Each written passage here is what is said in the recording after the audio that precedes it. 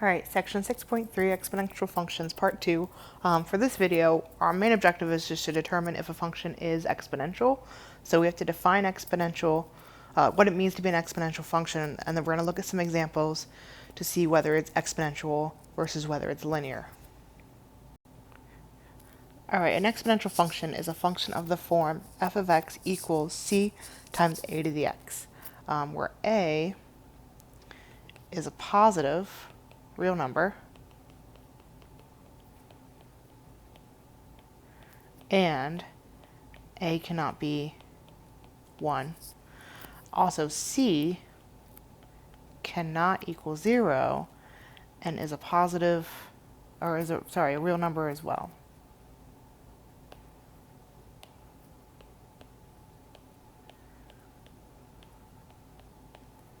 The domain is just going to be the set of all real numbers.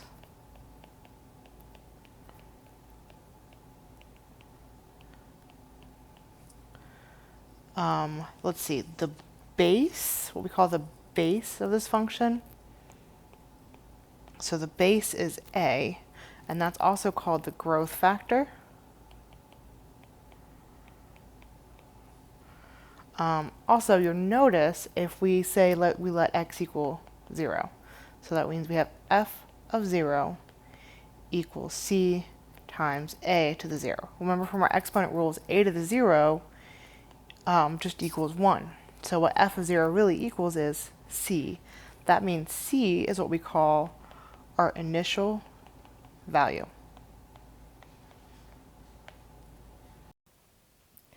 For our first example, let's consider the function f of x equals 5 times 2 to the x.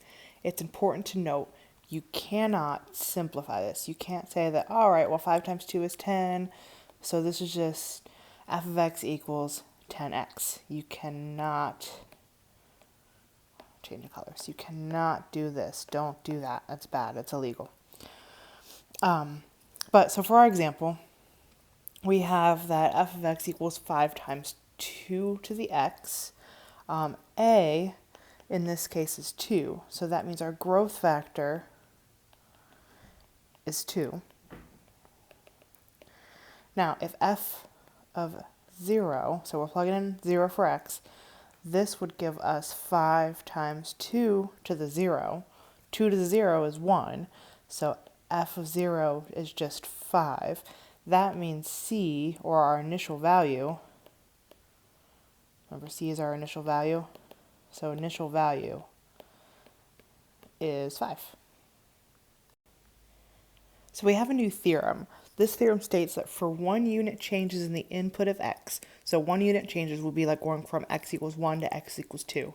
So in 1 unit changes of the input of your exponential function, the ratio of the consecutive outputs, or the ratio of your consecutive y's, is that constant a.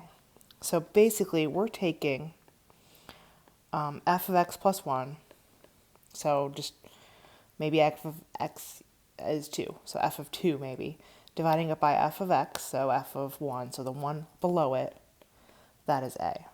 Or you might see it written as this, f of x plus 1 just equals a times f of x. Same thing, they just rewrote what we originally had.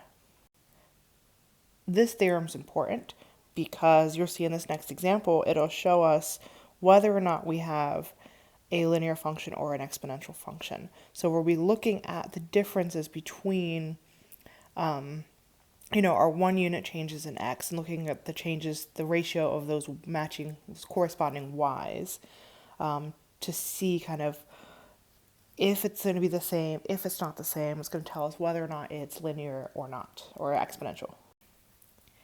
All right, example 2 for this section, we're identifying linear exponential functions. So I have this chart on here.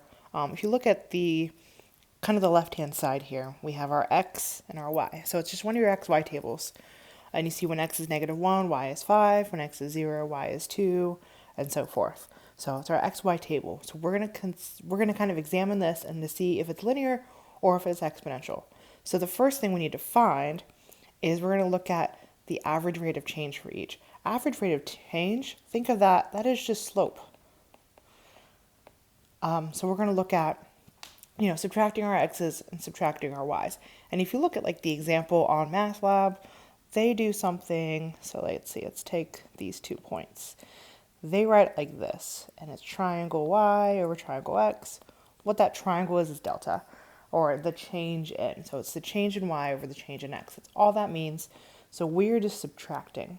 So we're taking our y, that 2, and we're minusing 5. And then do the same with the x's. So take that 0 and minus negative 1. So this gives us, negative 3. So the change in x and y, or the average rate of change between these 2 points here is negative 3. Let's look at the ratio of the consecutive outputs. So your outputs are your y's. So we always start with kind of like, don't start with the first one, start with the second one. So we'll start with that 2 over 5. So that is our ratio of consecutive outputs. Let's look at the next one. Let's look at 2 and negative 1, or when x is 0, y is 1. Remember, these x values here are all your consecutive ones, so they're the ones right next to each other. So let's find the change in y over your change in x. So let's see, negative 1 minus 2, so change in y's, divided by, my dog just knocked something over, divided by your change of your x's. So in this case, it'll be 1 minus 0. So this again gives us negative 3. Let's look at our ratio of our outputs. So our outputs here, so rather than 2 over 5, we start with that negative 1 and put it over 2. Let's do the next one. So negative 1 and 4, we're not going to have room to do them all, but let's do this last one. So delta y over delta x. Let's see. Negative 4 minus negative 1 over 2 minus 1. Again, we get negative 3. And then looking at our ratio of our consecutive outputs, now we're at that negative 4 over negative 1, which is just 4.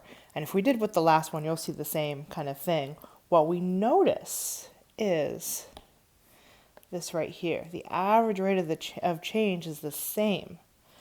Because the average rate of the change is the same thing, it's our slope that's going up, or in this case, we're going down 3 each time.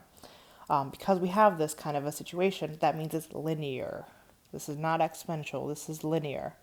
In fact, let's see, going off of, remember y equals mx plus b? So our y in this case, our m in this case is negative 3.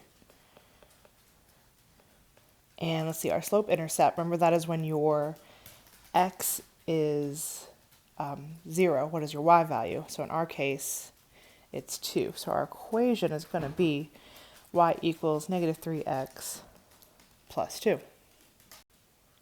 Now, one thing with this, I am posting notes that I wrote out. I will post those in Blackboard for my students.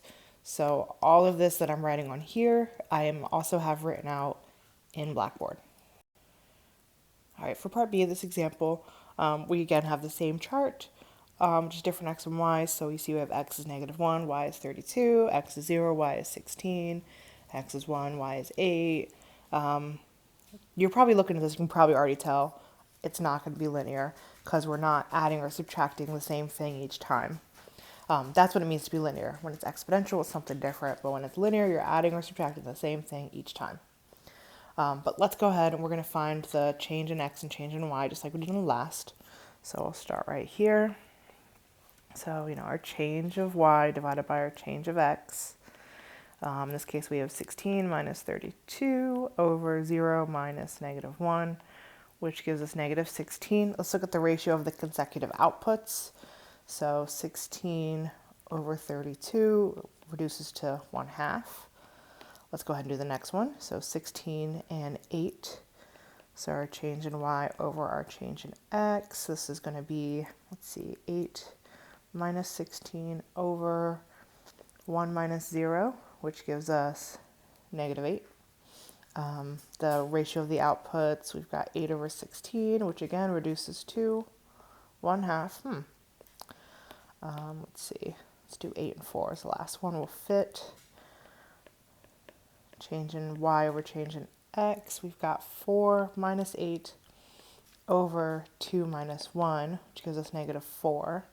And our outputs, let's see, 4 over 8, which is 1/2. And we'll write this last one down here. Change in y over change of x. Let's see, we've got 2 minus 4 over 3 minus 2, which gives us negative 2, and our outputs, 2 over 4. So again, 1/2 each time. So we notice how the average rate of change, so this average rate of change is different each time, but the ratio of our outputs, this part is the same. This ratio there is our growth factor, or in our case, it's A. And then C, remember C is when x is 0. So in that case, when x is 0, y is 16. So that means our initial value, C, is 16. So if we put this all together for our function, f of x equals 16 times our growth factor of 1/2 raised to the x. This is going to be our exponential function for this table.